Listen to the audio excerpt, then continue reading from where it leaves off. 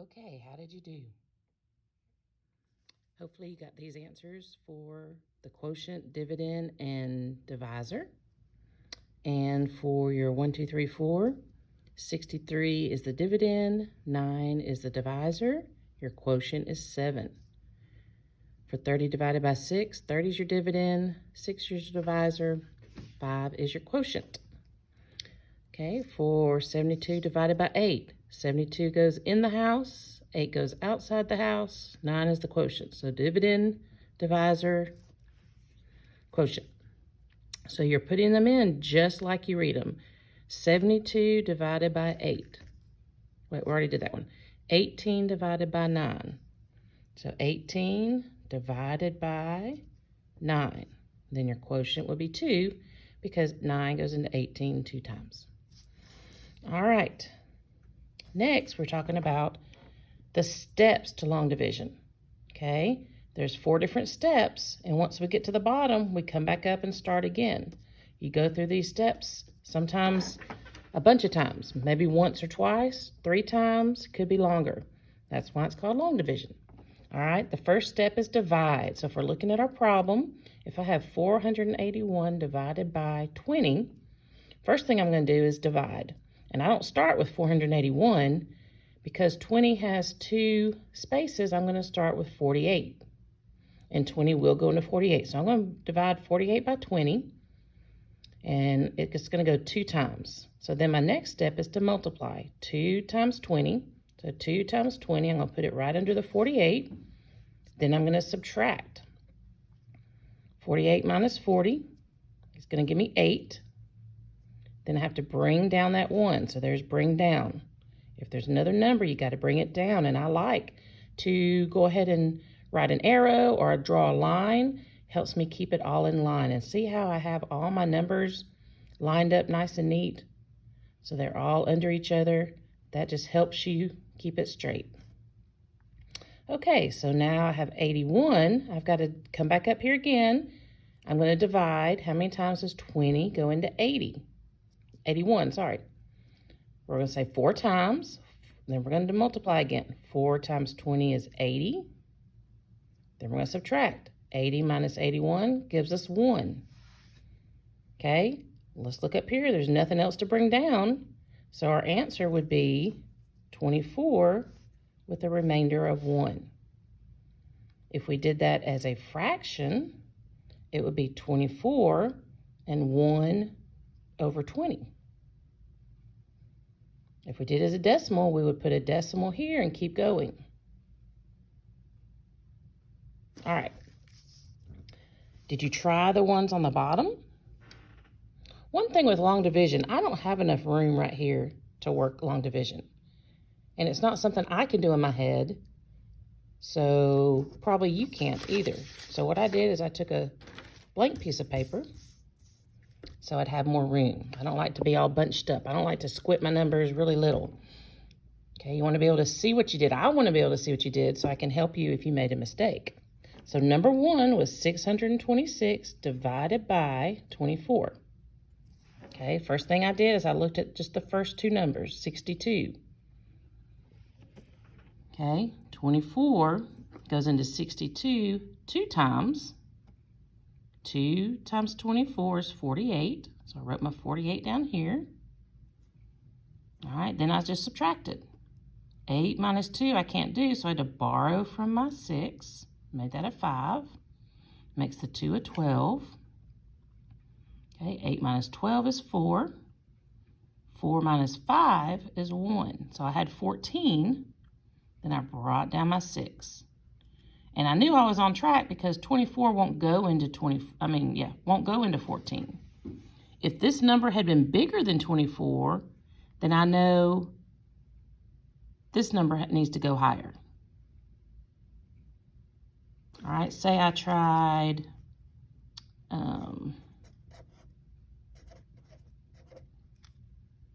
so we did 2, 40. Oh, let's say if I just tried once and I put in 24, and then when I subtracted, no, that's not right. Let's see. Oh, 2 minus 5. 3. All right, 38 is bigger than 24, so that shows me that it goes in more than one time. So I would have to change that to 2 and change my numbers. So it's okay if you get a number bigger, you just need to go back and change how many times you thought it went into the dividend. All right, so I brought down my 6 and I have 146. Now I've got to think, how many times does 24 go into 146? Well, anytime I'm dealing with numbers close to 25, I think of quarters. Okay, 24 cents is almost like 25 cents. Not that we're necessarily dealing with money, but I always think of quarters when I get near 25. And I know if I was looking at $1.50, if I round that 146 to 150, okay, I know there's 6 quarters in $1.50. So I'm going to try 6. So 6 times 24 ends up being 144, so I was right on target. If it was more than 146, I'd have to try 5. But 6 works. So 6 times 24 is 144. And what I do is I just come over here to the side. And I'll do, let's see, 6 times 4, 24. 6 times 2 is 12, plus 2. There we go. So it's okay to have problems, your little scratch work around your problem. So now I'm just going to subtract. I only have 2. And on this one, it said work and show as a remainder. So all I have to do is put my R and then the 2 up there, and I circled my answer. Did you get that? If not, do you see where you might have made your mistake? All right, let's look at number 2. Now this one says to work it out as a decimal. So it's gonna give me a little bit more work. And we're not gonna be doing a whole lot of these, but I just want you to know how to do them.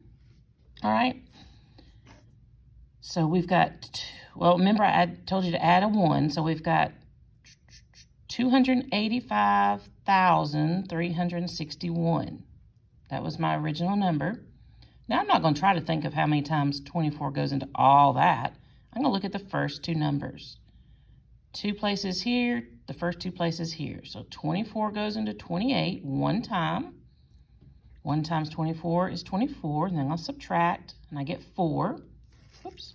Then I brought down my 5.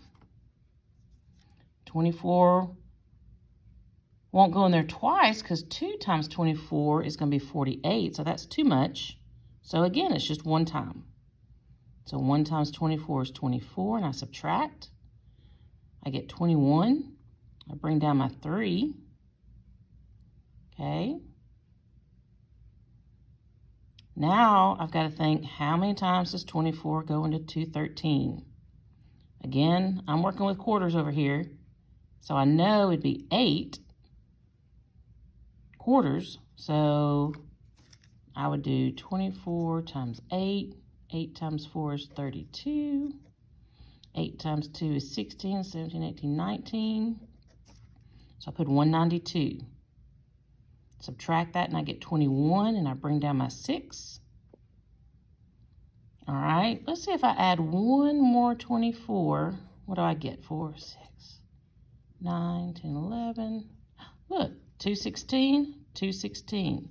So this was 8. I added 1 more, so that's 9. All right, so I don't even have a remainder, but there's 1 more number. So I need to bring it down. And look, 24 doesn't go into 1. So above 1, I've got to put a 0. It goes in there 0 times. And now I've got to add a decimal because I don't have any other numbers and it won't go into 1. And the answer said to take it to a decimal. So let's add another 0, bring it down. Okay, it still won't go into 10. So I've got to put another 0 here. Add another 0, bring it down. Okay, it'll go into 100. 4 times, because I know 4 quarters goes into $1 4 times. So 4 times 24 ends up being 96. Okay, I can come do that over here. 24, where am I? There we go. 24 times 4, 4 times 4 is 16, 96. Okay, so 96, and I'm gonna have 4 left over. Okay, 24 doesn't go into 4, but I bring down another 0. I have to add a 0 and bring it down. It will go into 40 one time. Now on the directions, I didn't say, but we're just going to round to the nearest hundred. So this is our 10ths place. This is the hundredths place. And this is the thousandths place. So it's a 1. I would just leave that at a 4. So my answer would actually be 11,890.04. And I circle my answer. And I just rewrote it so it'd be easy to tell what the answer is. And your problem should tell you whether to round to the nearest hundredths, the nearest tenths, or whatever. All right, last one, number 3. Okay, 13,226 divided by 29. All right, 29 does not go into 13. So I've got to skip over here to my 2. All right, one thing you can do is put a 0 above that 3 just to make sure you know that a number doesn't go there. All right. So how many times does 130 go into 132? I'm going to try 4. I'm going to think about 30 into 13. I know 3 times 4 is 12, so 29 times 4 is 36. 4 times 2 is 8, 9, 10, 11. So that gives me 116. I have 16 left over, so I guessed right, because 29 won't go into 16, so I bring down my 2. And look, I got a little messed up here because my numbers weren't lined up very well. And so when I came down here, I wasn't sure if I was bringing down my 2 or my 6. So I kind of started over. Look how much neater that is. See how my 1 is lined up, my 3 is lined up, my 6, my 2 and 1. Over here, I did fine to right here, and I brought down this 2. But then here, I wanted to bring down a 2, but really that 2 should have been above the 6. So that kind of messed me up. So I just restarted it just to make sure you understand too how important it is to keep your numbers lined up in place value. Not just because it looks neat, because it'll keep you straight. So we were down to the 162. I tried 5, and I got 145. 29 times 5 was 145. I subtracted and got 17, then I brought down my 6. Over here, because I didn't have it lined up, I brought down a 2, and that would have made my problem wrong. Okay, so 176. So I'm going to try 6, because 5 gave me 145, and 30 more would be around 170 something. So 6 times 29, I can just work it out right here, 29. Or you can have a whole separate piece of paper for your scratch work, but there's no problem doing it right beside your problem. So 6 times 9 is 54. 2 times 6 is 12, 17, 174. And I have 2 left over. Now I have to turn it into a fraction. So my whole number is 456. That comes from my quotient part. Then I'm going to take my remainder and put it over my divisor. So it's remainder over divisor. All right. One thing I ask you to do is when you're working, always circle your final answer. Because sometimes when you have all this, it's kind of hard to tell what might be the final answer. And sometimes when we have it in one form, the answer may ask for it in a different form. If you have any questions, you can watch this video again. You can go back and watch the Math Antics video again, or you can email me and we can set up a time to Zoom and I can answer any questions you have. All right, thanks for watching.